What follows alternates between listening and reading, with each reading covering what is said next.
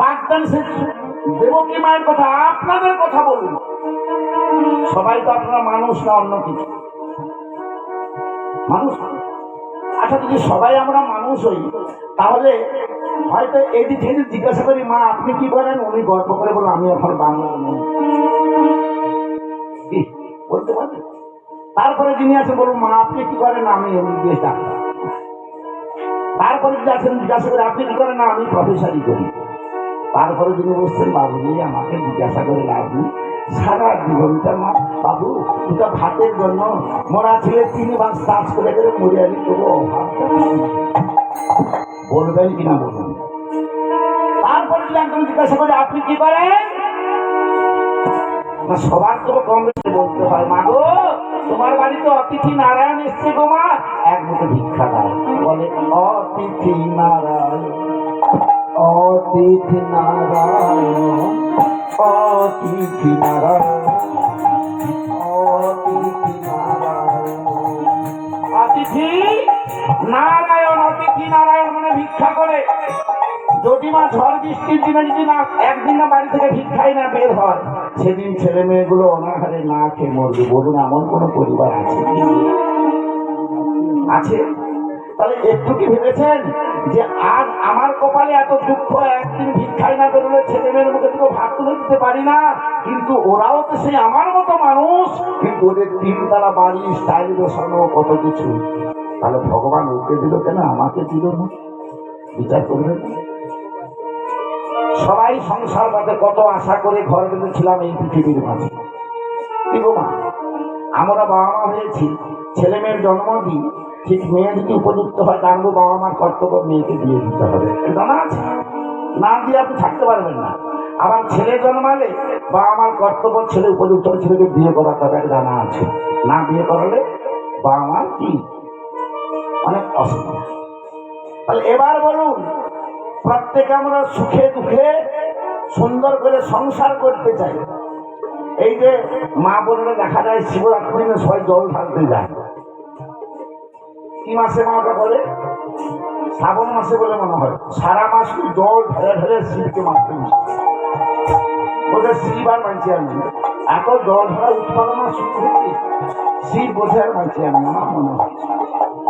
জিজ্ঞাসা করিয়ে তোরে এত লাইন দিয়ে হাজার হাজার মানুষ জল ঢালতে আসছে, কি ব্যাপারটা বলতো? কে বলে আপনাকে বলতে পারবো না মনের কথা। কি মনের কথা? মেয়েরা বলে সুন্দর বর পাওয়ার জন্য আমরা শিবের মাথায় জল ঢালতে যাই। ধন্যবাদ।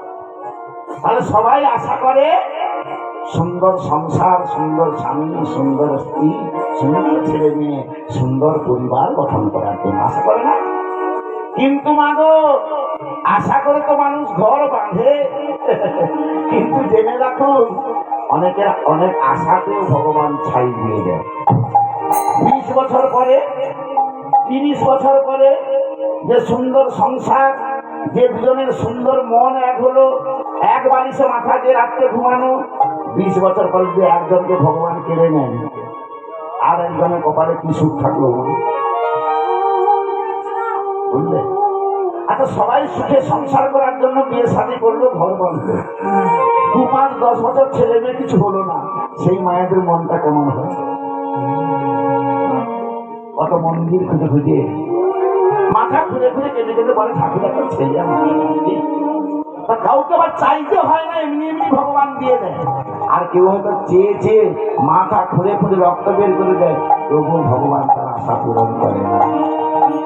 বিধি আমার চোখের জল আমি নিজে মুছে নেব, চাইব না কারো সমবেদনা। বিধি আমার চোখের জল আমি মুছে নেব, চাইব না কারো সমবেদনা। বিধি আমার চোখের জল আমি নিজে মুছে নেব, চাইব না কারো সমবেদনা।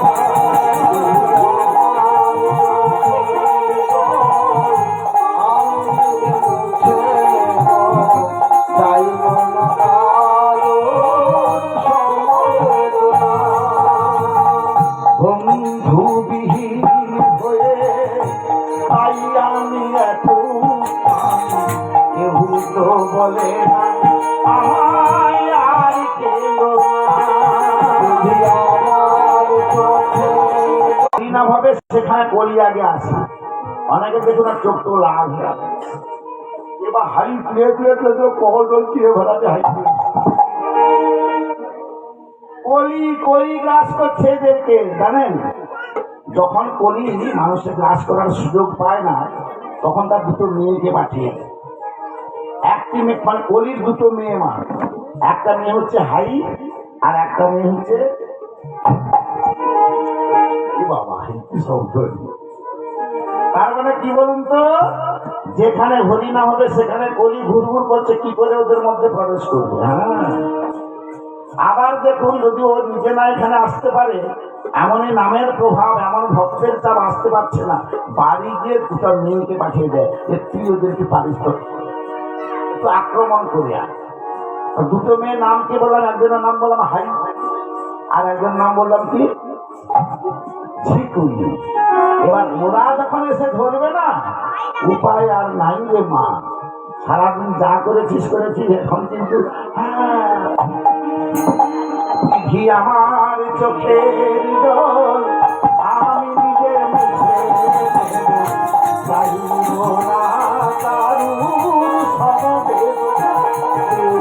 আমার চোখের জল আমি মুছে চাইব না কারুর সমবেদনা।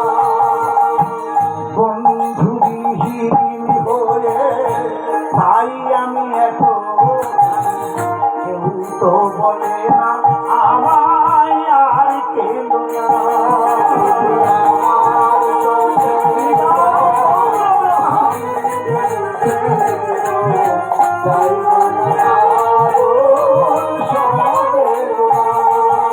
বেশি কিছু বলবো না।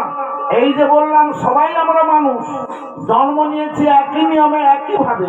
কেউ জল থেকে উঠে আসেনি, কেউ গাছ থেকেও পড়ে যায়নি। কেউ পড়েছেন গাছ থেকে বলুন তো? বলে আমি জন্ম নিইনি মায়ের গর্ভ থেকে, আমি গাছ থেকে পড়ে। এমন কেউ আছেন না? আর সবাই আমরা একই নিয়মে জন্ম হলাম, কিন্তু এখন দেখলাম কেউ ভিখারি আর কেউ বা করোড়পতি। কেউ বা সুস্থ সবল দেহ পেয়েছেন, ভগবান দিয়েছেন, কেউ বা জন্ম থেকে বিকলাঙ্গ বিছানায় পড়ে পড়ে পড়ে পড়ে পড়ে।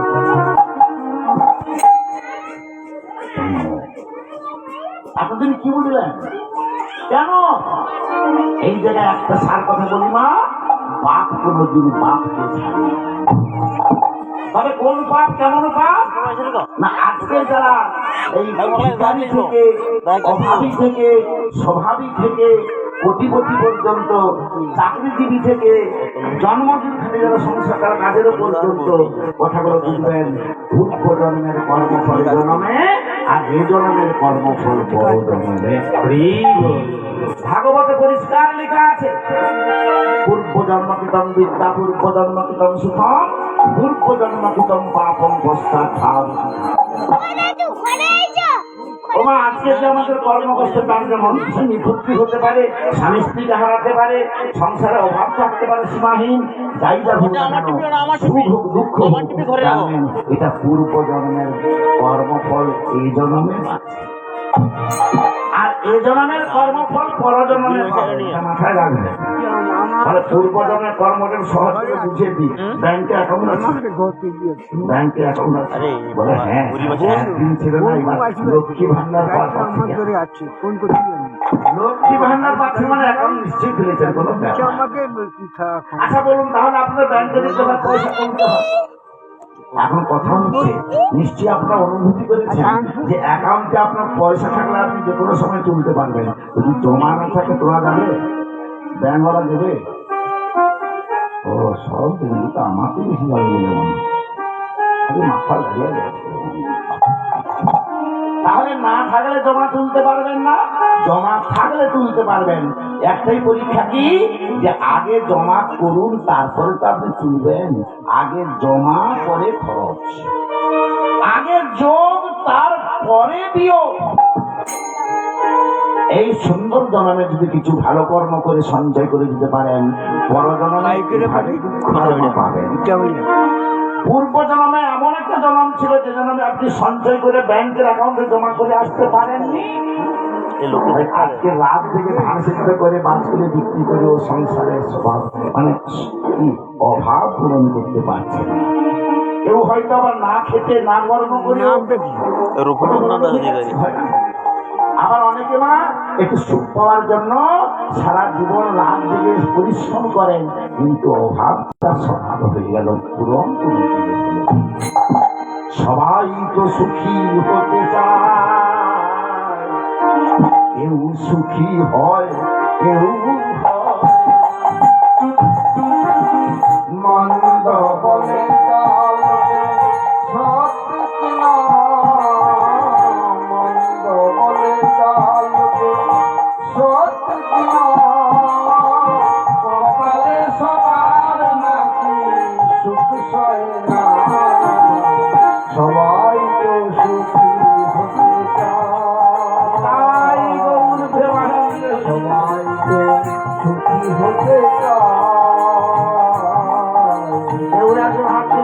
আমি সুখ চাই না।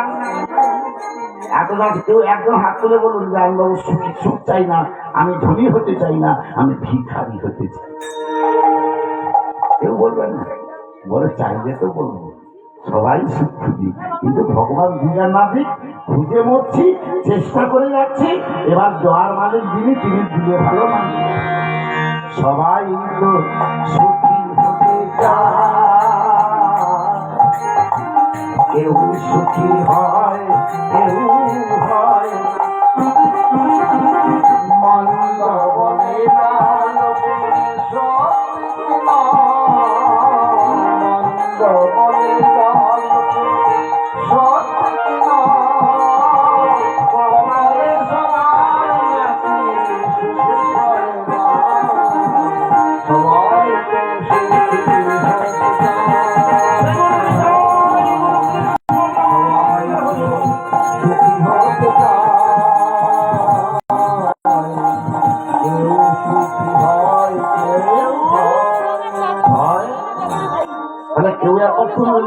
আমি সুখী হতে চাই না দুঃখী হতে চাই। একজন বললেন না, তবে জানো মহাভারতে পাওয়া গেল একজন মা কিন্তু দুঃখী হতে চেয়েছিলেন। তিনি কে বলুন তো? তিনি হচ্ছেন পঞ্চ পাণ্ডবের মা কুন্তী দেবী। নামটা জানেন তো? কুন্তী দেবী পঞ্চ পাণ্ডবের মা। যখন ভগবান কৃষ্ণ ওই মথুরা থেকে একদিনের কথায় হস্তিনায় এসেছিলেন, এটা ভাগবতে আছে, সারাবলিতে আছে, কৃষ্ণ সারাবলিতে লেখা আছে। মথুরা থেকে একদিনের কথায় তিনি হস্তিনায় এলেন। কখন এসেছিলেন না, যখন পঞ্চ পাণ্ডব রাজ সিংহাসন হারিয়ে রাজ্যভার হারিয়ে ভিখারির বেশে রাজবেশ ছেড়ে গাছের বাকল পরে এক মুঠো ভাতের জন্য বাড়ি বাড়ি ভিক্ষা করছে। এই সংবাদ যখন কৃষ্ণ শুনতে পেলেন মথুরায় থেকে, তখন তিনি ওই পাণ্ডবদের দুঃখ মোচন করার জন্য ছুটে গেলেন হস্তিনায়। একদিনের কথায় সেখানে 13 বছর ছিলেন। কি বললাম মা? একদিনের কথায় তিনি 13 বছর ছিলেন। থেকে কি করেছেন শুনুন। হস্তিনায় কুরুক্ষেত্রের যুদ্ধ বাঁধিয়েছে।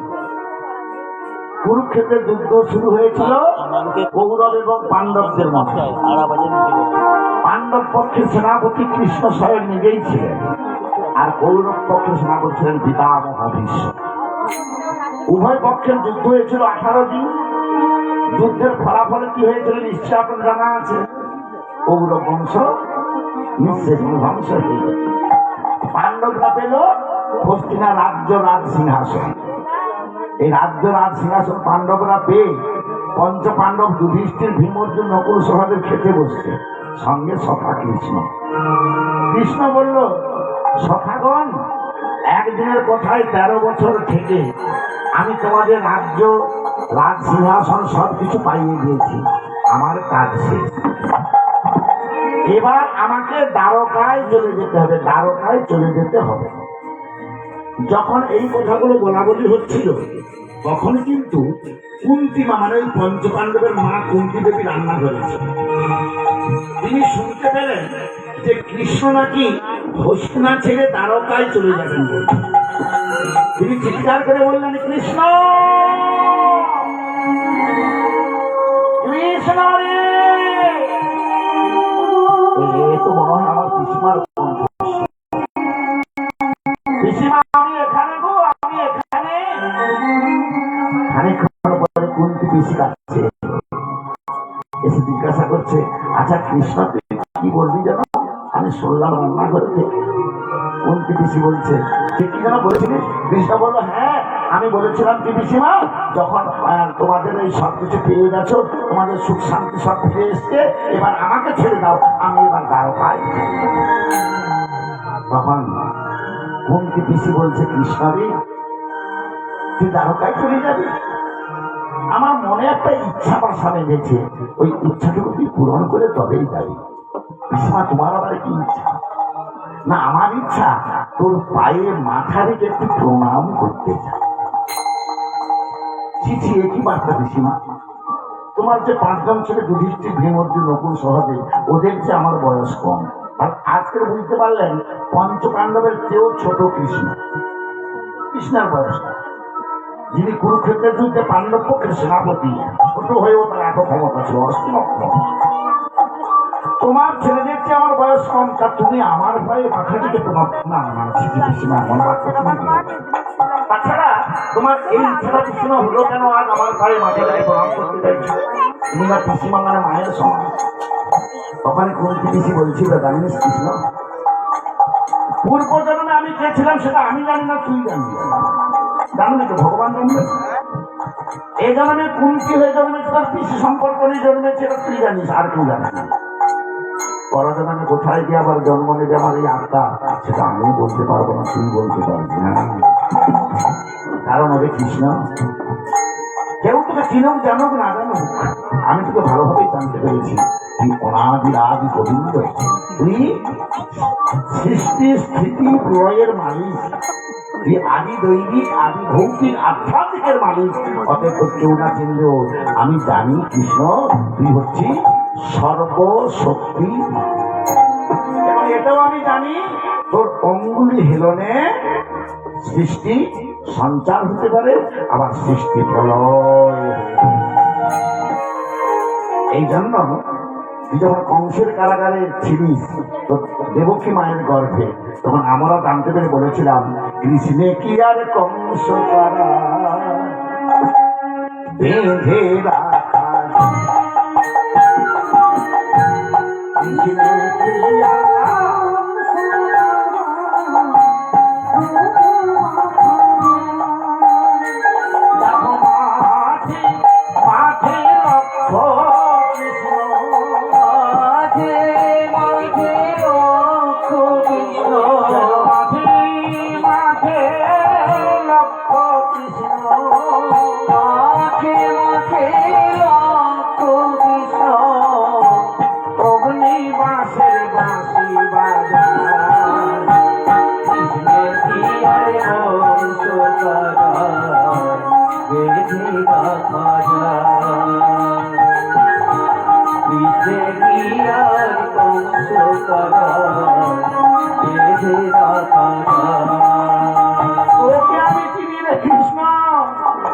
তবে কি জানিস, তোর পায়ে মাথা রেখে প্রণাম করতে চাইছি এই কারণে, বড় জন্মে তুই আর রাজার ঘরে আমাকে জন্ম দিবি। কি বললো প্রতিমা? বড় জন্মে তুই রাজার ঘরে আমাকে আর পাঠাবি না, ভিকারিনীর ঘরে পাঠাবি, ভিকারি মায়ের ঘরে জন্ম দিবি। তখন কৃষ্ণ এসে বলছে, পিসিমা তুমি কি পাগল হয়ে গেছো? সবাই তো বড় লোক হতে চায়, রাজা হতে চায়, সুখ চাই সবাই, তুমি ভিখারি হতে চাইছো কেন? না কৃষ্ণ রে, এই কারণে যখন আমরা ভিখারি ছিলাম, যখন রাজ্য হারিয়েছিলাম, যখন বাড়ি বাড়ি ভিক্ষা করে খেতাম, তখন তুই চলে এলি আমাদের কাছে। আর এখন আমরা রাজ্য পেলাম, সিংহাসন পেলাম, রাজধানী পেলাম, সুখ পেলাম, আর তুই বলছিস আমি চলে যাবো। তার মানে এই তুই ভিখারির কৃষ্ণ, তুই রাজার কৃষ্ণ। এই জন্য এই জন্মটা যেমন গেল গেল, পর জন্মে যদি আমি ভিখারির ঘরে জন্মাই তোকে পাবো, আর যদি রাজার ঘরে রানী হই তোকে হারাবো। কথা বোঝা গেল? কথা বোঝা গেল? তাহলে এবার বলুন, আর চিন্তা করুন, যখন ভিখারি হবেন, যখন চোখে জল আসবে, তখন গোবিন্দ আপনার, আর যতক্ষণ সুখ থাকবে তখন কিন্তু আপনার এই পথে পরিচিত হতে পারবেন না, এই পথে আপনার মতি আসবে না, চোখে একটা জল পড়বে না, জানবেন তখন কিন্তু আপনি গোবিন্দকে হারাবেন। প্রাণ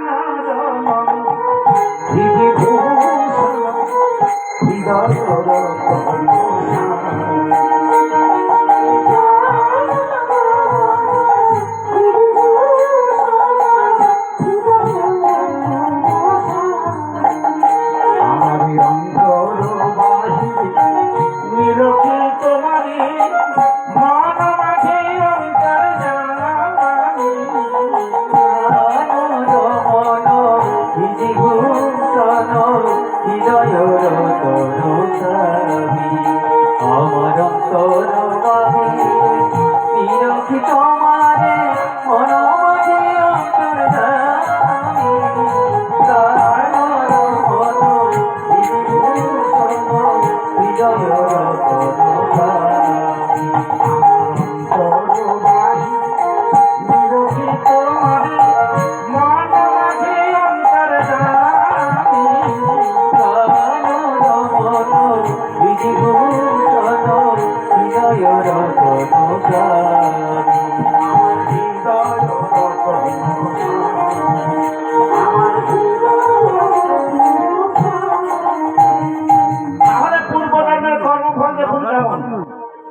দেবকী মা আমার কৃষ্ণের জন্ম দিলে কিন্তু মানুষ শুনতে পেল না কেন?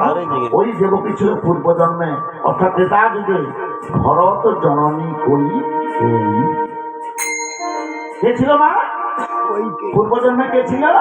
ভরত জননী কই কে ত্রেতা যুগে। আপনারা নিশ্চয়ই রামায়ণ না পড়লেও নিশ্চয়ই শুনেছেন পর্যন্ত যে কৈকেয়ী মা আমার নিজ পুত্র ভরতকে রাজা করতে চেয়েছিলেন, আর সতীর পুত্র রামকে 14 বছর বনবাসে পাঠিয়েছিলেন। যখন রামচন্দ্র বিমাতা কৈকেয়ীর নির্দেশে 14 বছর বনবাস শেষ করে অযোধ্যায় ফিরেছিলেন, সেই দিনটি কিন্তু খুব স্মরণীয় দিন। প্রত্যেক বছর আপনারা সেই দিনটা উৎসব করেন।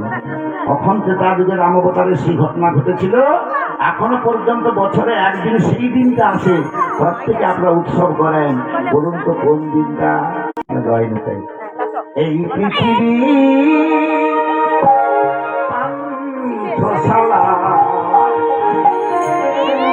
হয়াছে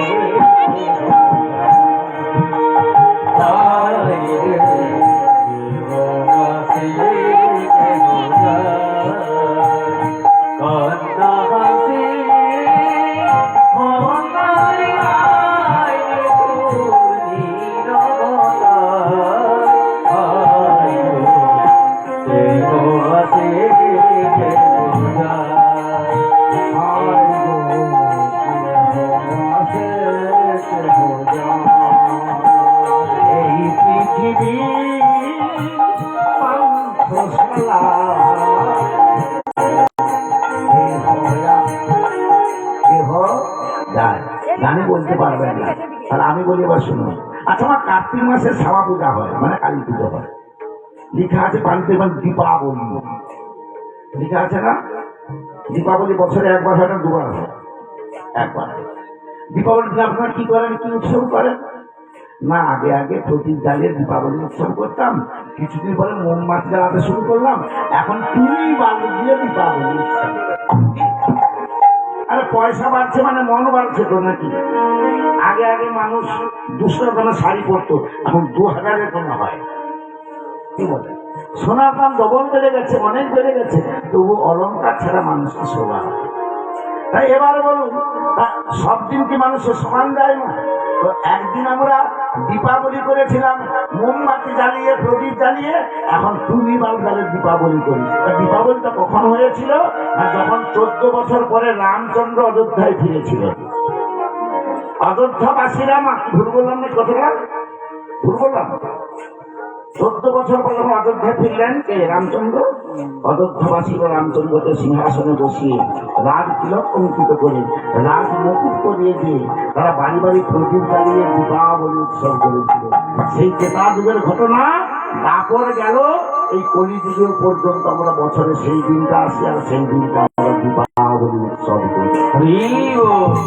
যখন প্রজাবর্গ মানে অযোধ্যার প্রজারা যখন দীপাবলি উৎসবে মেতে রয়েছে, তখন তারা কি করছে, রামচন্দ্রকে রাজা বলে মান্যতা দিয়ে তারা সবাই বলছে জয় রামচন্দ্রের জয়,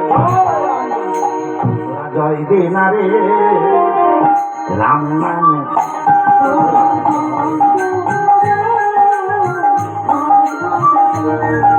ওরা জয় দে না রে রাম নামে, জয় দে না রে রাম নামে। আদি কাণ্ডে সূর্য বংশে রাম জন্ম হয়, আদি কাণ্ডে সূর্য বংশে রাম জন্ম হয়। আরাধন ভঙ্গ করে সীতা করি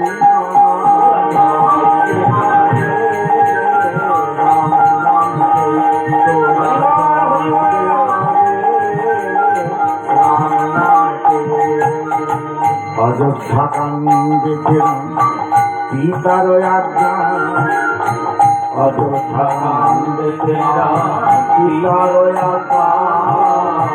14 বৎসরের তরে বনবাসে যায়,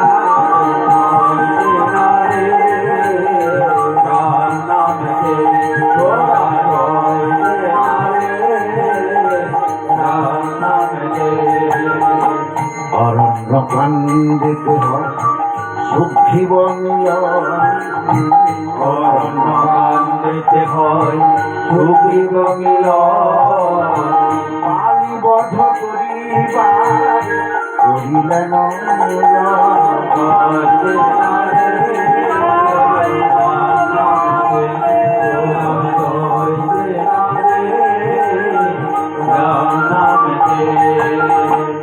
যখন অযোধ্যায় রাজ সিংহাসনে রামচন্দ্রকে বসিয়ে দিয়ে অযোধ্যাবাসীরা ওই দীপাবলি উৎসব করছে, তখন কিন্তু অনলি ওয়ান মানে একজন, তিনি হচ্ছেন ভরতের মা কৈকেয়ী। শত্রুগ্রহণ না করে বিমাতা কৈকেয়ী ওই ঘরের দরজা বন্ধ করে ঘোড়ায় গড়াগড়ি দিচ্ছে আর কান্নাকাটি করছে। রামচন্দ্র ছুটে গেলেন বিমাতা কৈকেয়ীর কাছে, দরজা ঠেকাতে বলেন মা, মা তুমি আমার কথাগুলো শোনো। তুমি যে একদিন আমাকে 14 বছর বনবাসে পাঠিয়েছিল, তোমার কথা মা আমি রেখেছি। 14 বছর পরে ঘরে ফিরেছি, তাই সকাল হলে আমি আবার 14 বছরের জন্য বনবাসে চলে এলাম। কৈকেয়ী মা এই বার্তা শুনে দরজা খুলে ঘরে